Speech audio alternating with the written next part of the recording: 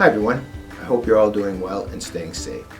I just want to wish everybody a Merry Christmas and Happy Holidays. This is always a special time of year, and I really encourage you to take some time to enjoy it.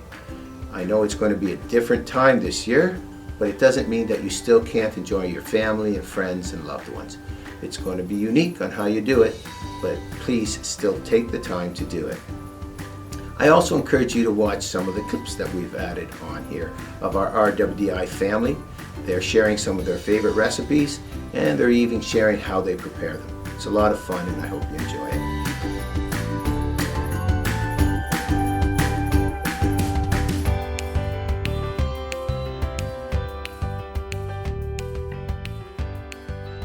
You're going to want to take about 1.5 ounces of your favorite bourbon, get that into your shaker. Naturally, you get some ice in there to keep it nice and cold. Then you add on top of that about 1 ounce of vermouth roughly. Now, get out your lemon, put about 3/4 of an ounce in there. Get a nice turn going. Now the fun part, we're gonna add a little bit of Christmas pizzazz.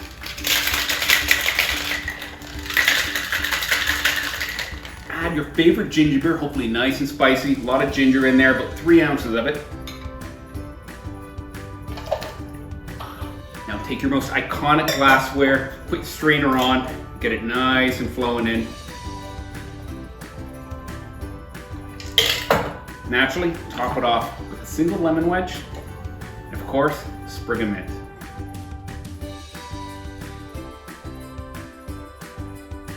Puff pastry is it's better than say dough.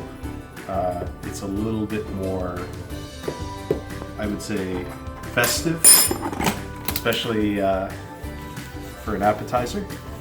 This is basically a Florentine topping, so it has lots of spinach in it and cheese. I'm going to use Asiago because it melts well.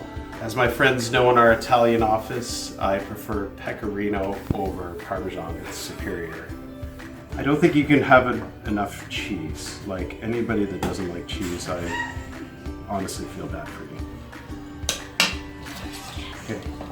And into the oven it goes for about 20 minutes. Cut them into squares, just like you would a little pizza. And they're basically puff pastry crackers.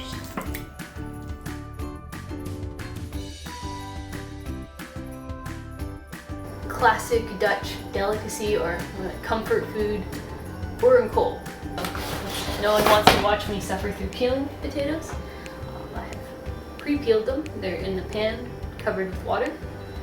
I'm not a kale expert, but apparently you leave it in the ground until it freezes once, so that kind of helps remove some of the bitterness from the taste. After evaluating the situation, I decided to switch to a bigger pan.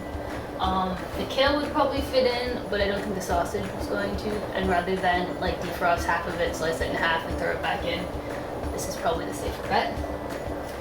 Add about a cup of milk. I'm stealing my roommate's milk on camera.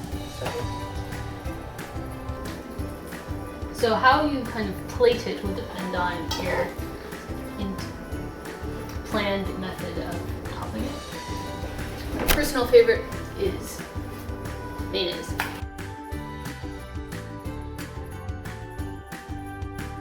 Prepare the poaching liquid. To do this, you add the red wine, a cinnamon stick, 6 crushed cardamom pods, and 1.5 cups of sugar. Peel and core the pears. Halve the pears, but leave the stem on one side.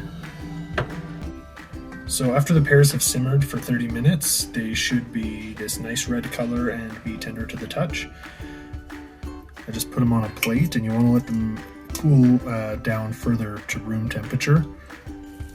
So here you can see the poaching liquid has reduced quite a bit. So I think this is about ready. And once this cools, you can pour it over some ice cream and the pears for the final dish.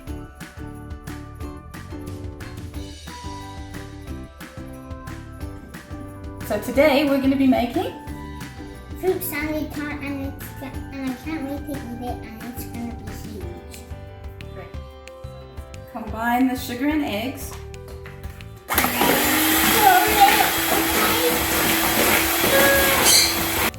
And then begin to add your fruit salad. This is actually gonna be huge. It's gonna be as big as that. Pour it into a long greased dish. We're going to put that in the oven at 350 degrees for half an hour. So while that's cooking, we can get the syrup ready that's to be poured over the top. Okay, so everything just gets combined into one pot. So that gets put on the stove, boiled for about 5 minutes, and then when the cake comes out, we'll prick the cake and pour it over the top. Wait a minute, it's a cake? Then why doesn't it have sprinkles? So now you're going to take your syrup and pour it over. Man, that's bad. I am not gonna eat that.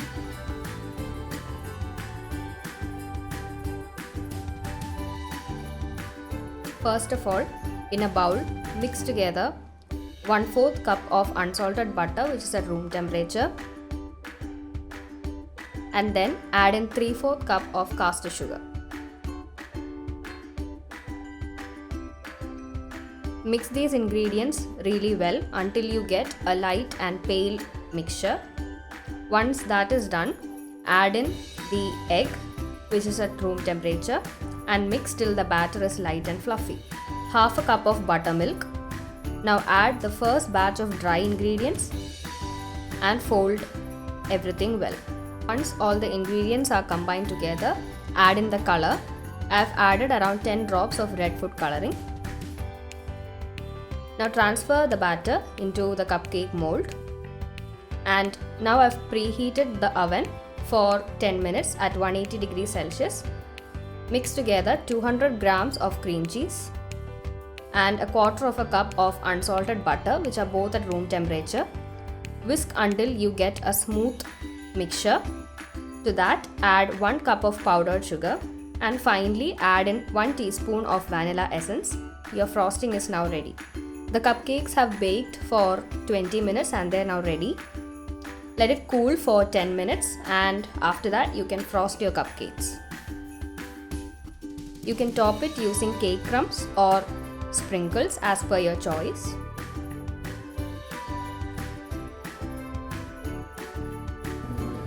But this is a tradition of my family going back to when I was a little kid. My mom would make traditional shortbread cookies.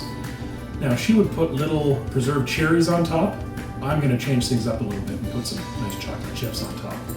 So I'm going to dump that in there. Butter. We also need to put in 1.5 cups of nice dark brown sugar. I'm going to add that into the mixer. Yes, I could even get out. The next thing I'm going to put in is the egg yolks. So I'm just going to fold these in at a low speed. So there go the egg yolks. There we go. So the next thing, I'm going to change the attachments here and put on a hook. But as you can see, we've got a nice cream mix of the brown sugar, the butter, and the egg yolks. So the last step before we start actually making these into our little shortbread balls is, or shortbread cookies I should say, is to start adding in the flour. Now again, you could do this by hand I suppose, but you probably have to have pretty strong arms. I've rolled out the cookies into just little balls. All we did was just simply mark them with a fork. A lot of you probably would have done this with peanut butter cookies in the past. We just do it just to make a little design on the top. A few other ones here, we just simply stuck our thumb in them, make a little well. We put some nice chocolate chip cookies in there. Now we're going to bake these for about 5 minutes, maybe a little longer depending on your oven. And if all goes well, you've got some nice, traditional, perfect, tasty shortbread for you and your family to enjoy. So Merry Christmas everybody from RWDI, and I hope you have a wonderful holiday season.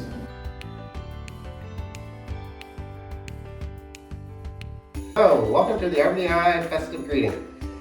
My name's Kirk. This is my daughter Jade. And today we are going to be making ginger sparklers. For ginger sparklers, you're going to need flour, salt, baking soda, Cinnamon, cloves, ginger, brown sugar, butter, molasses, and 1 egg. Mix all wet ingredients into a bowl and mix well. Once mixed, add all your dry ingredients. and stir to combine.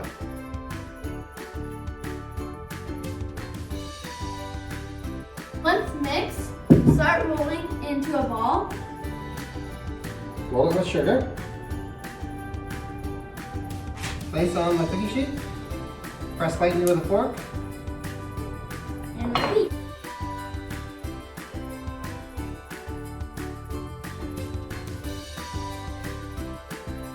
The oven at 395. For 8 to 10 minutes. And the finished product, ginger sparklers. Happy holidays! I really just want to, one more time, wish you a very Merry Christmas, a happy holiday, and a great festive season.